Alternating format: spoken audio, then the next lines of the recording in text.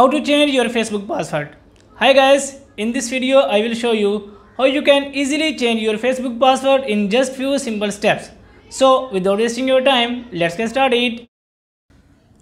So to change your Facebook password, first of all open your Facebook app and then click on three horizontal lines on top right corner and click on settings and privacy, and after that click on settings,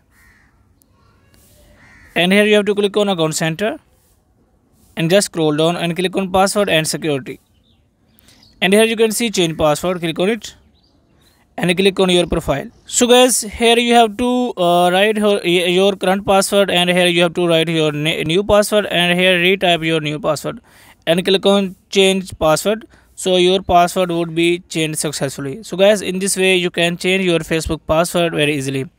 If this video is helpful for you, please like the video and subscribe to our channel. Thanks for watching.